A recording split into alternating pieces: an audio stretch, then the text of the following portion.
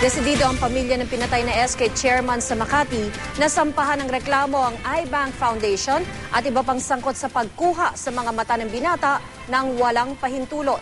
Handa raw ang iBank na harapin ang reklamo, sabay giit na binigyan sila ng permiso ng medico-legal ng SOCO. Saksi si Jamie Santos. Hindi na nila nirespeto yung bangkay ng anak ko. Sagrado yun eh. Doble daw ang sakit na nararamdaman ng pamilya Infante. Bukod kasi sa namatay ang 18 anyos na si Jason Infante dahil sa saksak, ninakaw pa raw hindi lang ang cornea kundi ang buong mata nito. Nangyari daw ito habang ino-autopsy ang labi ni Jason. Kulubot yung eyelids ng anak ko. Eh hindi ko kulubot yun. Kasi kung may laman yun, hindi ko kulubot. Ang nakalagay na doon sa anak ko, artificial eye na.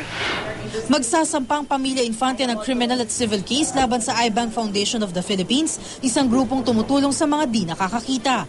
Posible din daw kaso ng Funeraria Philippines kung saan dinalang bangkay ni Jason para sa autopsy. Natural, kasama yung Funeraria Pilipinas. Dahil paano magkakaroon ng access ang iBank kung hindi nila pinayagan, di ba?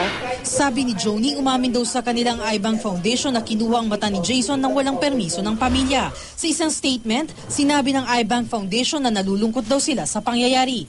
Handa rin ang organisasyon na harapin ang kaso. Harapin mo namin, pero sinasabi ko na sa iyo, talagang gusto namin ma-resolve ito ng tahimik, ng peaceful at productive po. Binigyan daw sila ng pahintulot ng medico-legal doctors ng SOCO kaya kinuha daw nila hindi ang buong mata kundi ang corneal tissue lang para magamit sa transplant.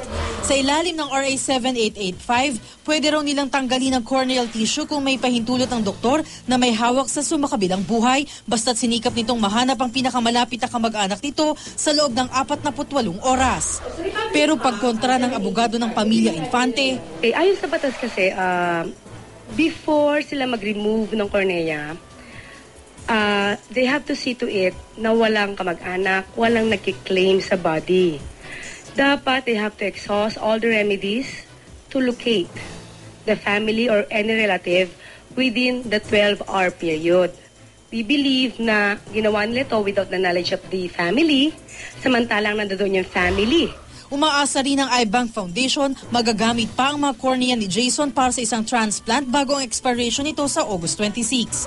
Ang Funeraria Philippines sinabing hindi raw nila alam na ginamit daw pala ang kanilang pasilidad para kunin ang mata ni Jason. Ayon kay Rosel Laurito, Assistant Manager ng Funeraria, handa raw silang harapin ang anumang reklamo kaugnay rito. Ako si Jamie Santos, ang inyong saksi.